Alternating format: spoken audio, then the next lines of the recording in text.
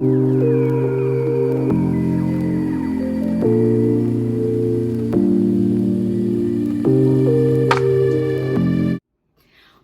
YouTube? We are back here again with another video. If you're new to my channel, welcome. My name is Maya, aka Maya by any means, and I am all about helping Black girls invest in themselves, their wealth, and your community. So today I wanted to do just kind of like a girl chat with y'all because there are some things that's just really been on my mind, and it's not structured. It's not a 4 ways to do this, 3 ways to get rid of that. It's really just me talking from my heart. And I feel like we are in a space right now as Black girls, as Black women in general, where our happiness is our responsibility, and I love how we are realizing that. I love the princess treatment only, and I deserve a soft life, and Black girl luxury, and all of these luxury aesthetics, because that's what I truly believe in. Like, I don't know who said that things had to be harder just because. I don't know who said that you had to struggle. I don't know who got us to buy into the idea that you always have to work and work hard and don't sleep and grind and worry about the rest later. Sweetie, no, that's not it. That's a no for me. For me to think that I'm supposed to spend my entire life working and grinding and hustling just to reap the fruits of my labor when I am 70, 80, or 90, and I can't even do everything that I would probably want to do if I was 20 or 30 or 40 because I'm older, it's just a no for me, you know? I sent out a newsletter this week. If you don't know, I send out weekly newsletters. We talk about self-love, we talk about securing the bag, we talk about having great relationships, all of those different things every single week. If you want to be a part of the members who receive that newsletter, I will link the registration link down low for you to join my newsletter community. But I talked about this week how our happiness is really our responsibility. Like, no matter what's going on in the world, our happiness is still our responsibility. Happiness is still a choice. And if you want to be happy, you still have to make that choice that you're going to be happy. When you have a bad day, if you're having a bad day, and I'm sorry, if you have one thing that happens to you and it's bad, and you make the active decision or choice to say that because of this one thing, this is going to judge the entire content of my day because my car broke down, or I couldn't go here, or this happened. Because of that, I'm having a bad day, a bad 24 hours. That is an active choice and an active decision that you make. In that moment, you're not choosing happiness. And maybe you don't need to be. Maybe you need to feel your sadness and your anger and your emotions and just sit in it for a minute. But if that happens and you still desire to be happy, you can make the active choice to be happy. And I made a post today that says on Instagram, if you don't follow me on Instagram, what are you doing? I post a lot of content on there, even when I'm not posting content on here. But on Instagram, I made a post and it said, they don't care if your cup isn't full as long as theirs is. And that is absolutely true. You would not go up to a person on the street with a sign that says, we'll work for money. You would not ask them for money. You would not ask them to invest in your business. You would not ask them for food. You would not ask them for much if you ask them for anything. Why? Because you're automatically assuming that that person does not have anything to give. And if they do have something to give, they probably need everything that they have for themselves and are not in a position to give you something, right? When people keep asking something of you, or they keep demanding something of you, it's typically because they feel like you can give it. And even if you can't give it, they'll still ask you if they feel like you'll give it anyways. They won't care if your cup is dry, because in their minds, if you didn't have it to give, you would say no. In their minds, if I ask you for $1 and you only have $1, I can be considerate of you, which I should be. That's the decent thing to do. Be considerate that you only have $1. I should be considerate of that. But if I know you're going to give me the $1, then the consideration goes out the window, because you have a choice to say no and you didn't.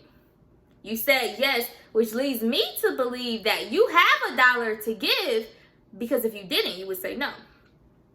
And so when this goes back to your happiness being your responsibility, if you're tired of pouring from an empty cup, that is your responsibility to fill your cup. That is your responsibility to say no.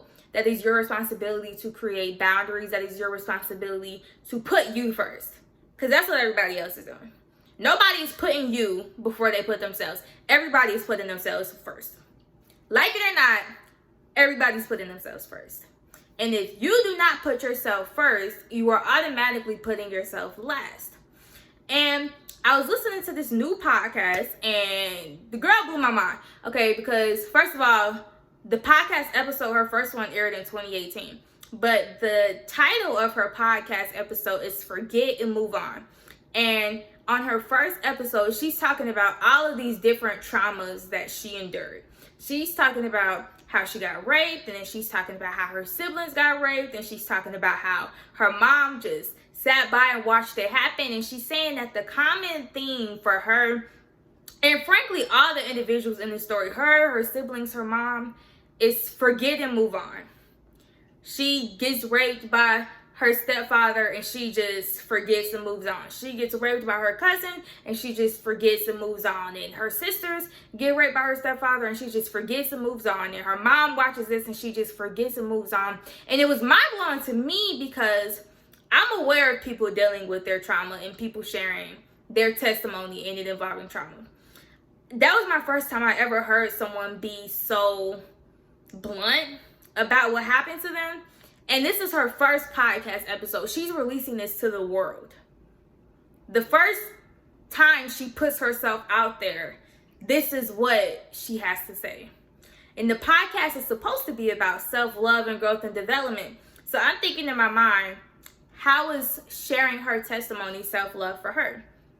And I realized that sharing her testimony was self-love for her because she is sharing the things that were supposed to break her, and they didn't. When we talk about our self-love journeys, everybody's always like, yeah, make sure you forgive yourself for your mistakes and all of those great things, right? And that's true. You should forgive yourself for your mistakes. But nobody's really talking about how, one, we end up having to forgive ourselves for the things that we endured. And two, we end up having to love ourselves through the things that were supposed to break us. I love myself through my trauma. I love myself through the harm that you put me through. I love myself through the way that you changed my life negatively. I can still love myself through that. I can still love myself through what you thought was going to break me. And that was really powerful for me, because that just goes to show that when you talk about your happiness being your responsibility, that includes being able to love yourself through the things that you've been through. That includes being able to love yourself past mistakes that you allow other people to make towards you. That includes loving yourself past the different things that you've been through, regardless if you got an apology for those things or not. And I was watching Undercover Boss. That is one of my favorite shows, and I just want to, let's get rid of the strong black girl and black woman phenomenon, because just like I talked about in my newsletter, this phenomenon is all about our abilities to endure pain and our abilities to take on everybody else's problems, everybody else's thoughts, everybody else's emotions, in addition to our own. Nobody else is doing that. Nobody else is carrying the weight and the burden of everybody else. Think about it. Who's carrying your weight and your burdens right now? Who's making that burden at least a little bit lighter for you right now? Even when we talk about our friends and our partners and things, a lot of times when they're carrying our stuff, we're carrying their stuff too. Who's carrying your burdens unreciprocated with no questions asked? Nobody, right? And so she was a single mom, and she worked at a bowling alley, and she had her daughter, and I think her daughter was like 1 or 2, and they were living in a shelter. And our Undercover Boss, they don't know they're on Undercover Boss. They think that they're on a different reality TV show. So she's sharing her story and her testimony with the CEO of the bowling alley, and she doesn't even know she's on Undercover Boss, but she knows she's on national television. And the CEO is a white lady. And the first thing she says when she hears her testimony is, "Oh my God, you're so strong." And for me, I didn't really like that, because that is the first thing they will tell us when they hear our testimony. And not just white women, everybody. "Oh my God, you're so strong." Sometimes that's not what we need to hear. How does you telling me how strong I am help me? And another thing is, I really think we should stop judging our Black girls and our Black women on their ability to endure pain. How high is your threshold for pain? That's what makes you strong. Absolutely not. Absolutely not. It's evident that she's strong, but I thought she was strong before she shared her testimony. I thought she was strong when I watched how confident she was doing her job. I thought she was strong when I watched her train a complete stranger on national television and not be nervous, not be jealous, not try to make this episode about her. Like, she's literally training a complete stranger and she's doing her job. I thought that was strong, because I feel like confidence is a strong factor to have. The fact that she was strong-minded, the fact that she was on national television and she wasn't freezing up and she wasn't opting out, and the CEO was more nervous than her serving the people, and she's training her and she's being welcoming and she's being friendly and she's teaching her. That's what made her strong to me. Because as a Black woman operating in this country, as a Black woman operating in this world, the level of confidence that you have, that's what makes you strong to me. The fact that you're on national television and people could say whatever they want about you. Whatever they want about you. And you still choose to show up and present the best version of yourself. That's what made you strong to me. Are the things that you've been able to endure positive things that have grown you and that have shown you, like, I can overcome anything? Absolutely.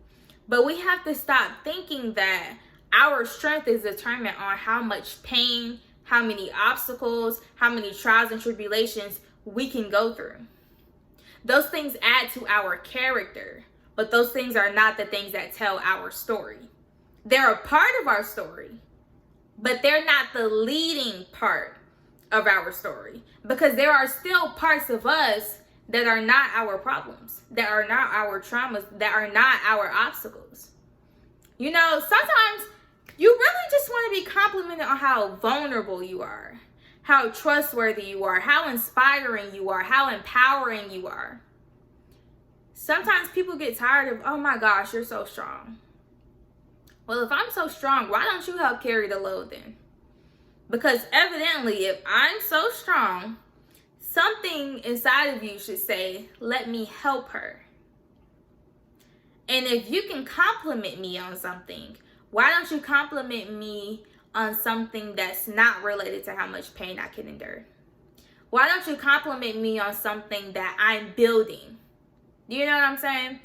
Don't compliment me on the muscle of pain that's been exercised. Compliment me on the muscle of integrity. Compliment me on the muscle of resilience. Compliment me on the muscle of peace. Compliment me on the muscle of happiness. Tell me that when you look at me, you see joy. When you look at me, you love how happy I look. Tell me that I'm glowing from the inside and out. Tell me that I'm making you smile. Tell me that my energy is infectious. Don't tell me how strong I am. Because you telling me how strong I am is only reminding me of the things that I've already been through that have led you to believe how strong I am. That's not enough. That's not enough. When we say princess treatment only, Cinderella had a fairy godmother. When we say soft girl life, it's not struggling till I can't move anymore and then taking one trip around the world and calling it the rest of my life.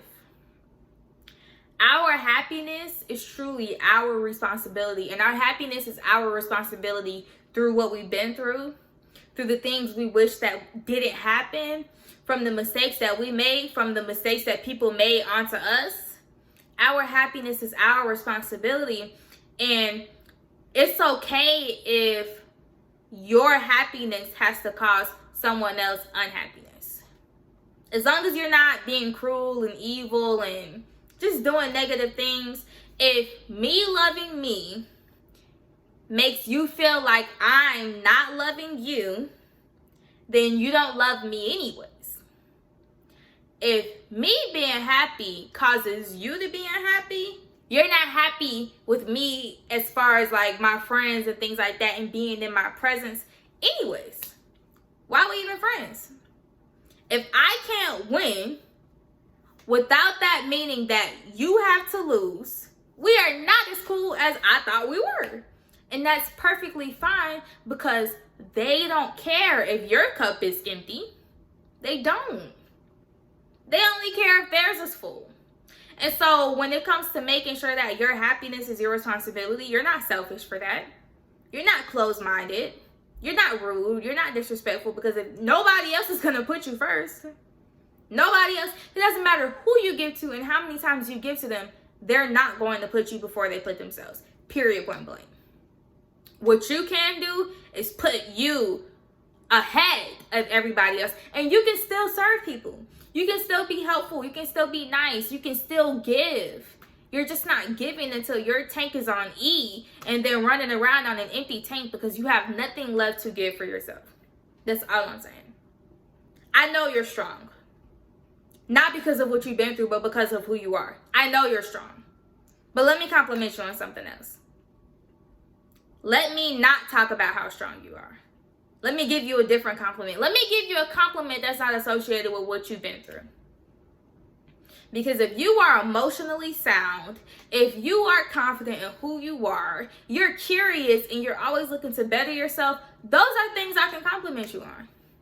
I can compliment you on your accomplishments without tying them to your setbacks. I can just be proud for you in this moment. And it doesn't have to be, oh my gosh, I'm so proud of you for starting a business after losing your job. Oh my gosh, I'm so happy for you having a baby after having a miscarriage. Oh my gosh, I'm so happy for you finding love again after you experienced heartbreak last year. Why can't it just be, I'm so happy for what you've accomplished, and it's not related to anything about your pain, about your obstacles, about none of that. I'm just happy for you. You deserve someone that's going to just be happy for you. I'm happy for you. And I want you to be happy for you. Because if you are not happy for you, nobody else is going to be happy for you. And if you don't worry about filling up your cup, nobody else is going to. So that's going to be all I have for you guys today. I am so thankful and grateful and appreciative for you guys watching this video, especially if you made it this far. Don't forget to give this video a like, a comment, and don't forget to subscribe. And I can't wait to see you guys in the next video. Bye.